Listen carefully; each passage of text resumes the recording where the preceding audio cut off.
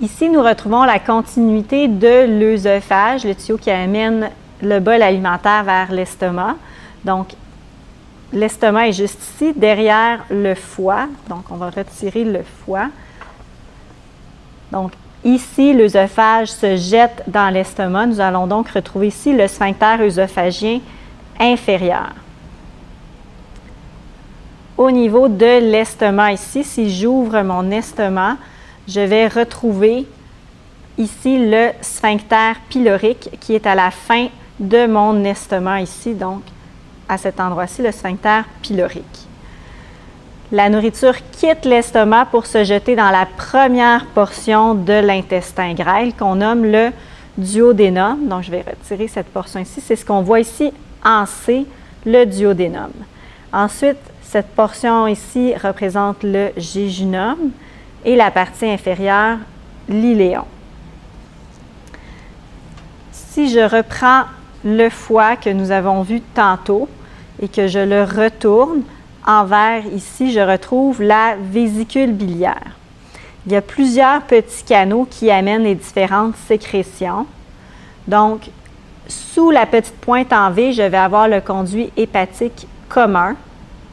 Qui quitte ma vésicule biliaire, je vais avoir le conduit cystique. Le conduit hépatique commun et le conduit cystique se rejoignent pour former un canal que nous nommons le conduit cholédoque, ici.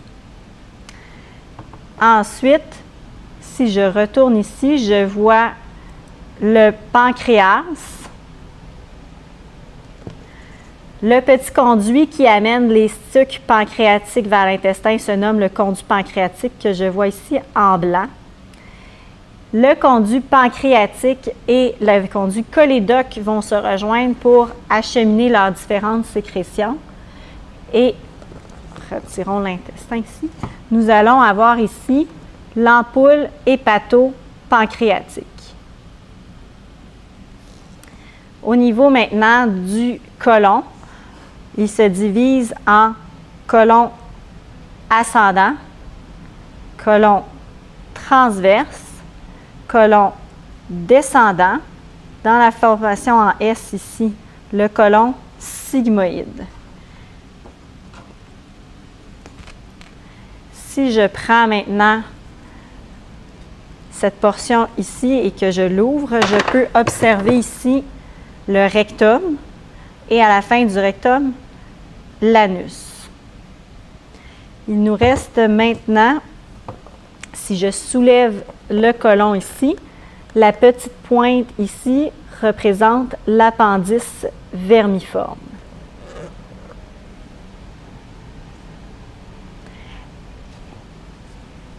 Et en terminant ici, il nous reste le mésentère qui va être la petite membrane qui relie, qui est autour de l'intestin ici, que je peux mieux voir si je retourne mon intestin comme ça.